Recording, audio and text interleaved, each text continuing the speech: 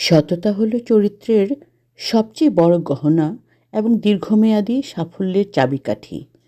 যদিও মিথ্যা সাময়িক সুবিধা দিতে পারে, কিন্তু সততা জীবনে শান্তি ও অটল আত্মবিশ্বাস নিয়ে আসে।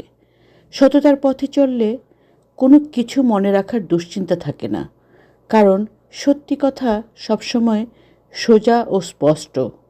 সৎ মানুষ সর্বদা শ্রদ্ধার পাত্র। নিজের সততা অন্যের কাছে প্রমাণ করার কোনো দরকার নেই, শুধু নিজের কাছে প্রমাণ করলেই যথেষ্ট। আচ্ছা, সততা শব্দটা এখনও অভিধানে আছে তো? না, মানে চারিদিকে তাকালে মনে হয় যে এই শব্দটা সেই শৈশবের নীতিকথার বইয়ে পড়েছি। শুধু অর্থ ও অধিকারের দ্বারাই যে মানুষ শান্তি খুঁজে পায় তা কিন্তু নয়, বরং সততা এবং জ্ঞানের মাধ্যমেই শান্তি পাওয়া যায়।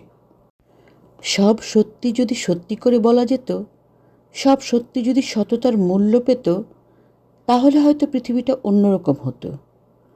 সততার শক্তি বিশ্বাসের চেয়েও তীব্র। কঠিন, ভীষণ কঠিন। সোজা হলে তো মিথ্যার মতোই ঠুনকো হতো। সততা বিনা বিশ্বাস শব্দটা বড় অর্থহীন, কারণ যেখানে সততা নেই সেখানে বিশ্বাস থাকবে কি করে? সততা জীবনের অন্যতম সফলতা। সৎ সবাই হতে পারে না। অসৎ পথে উন্নতি অনেকটা সহজ হয়, তবে সৎ পথে চলার মাধ্যমে এগিয়ে যাওয়া বেশ কঠিন। সততা এমন একটি গুণ যা জীবনকে অনুপ্রাণিত করার, উন্নীত করার এবং পরিবর্তন করার ক্ষমতা রাখে।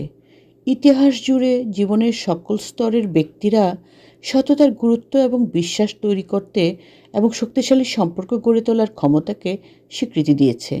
সততাকে আলিঙ্গন করার মাধ্যমেই আমরা আমাদের প্রকৃত নিজেকে আবিষ্কার করি, অন্যদের সম্মান ও বিশ্বাস অর্জন করি এবং অর্থপূর্ণ সংযোগ গড়ে তুলি।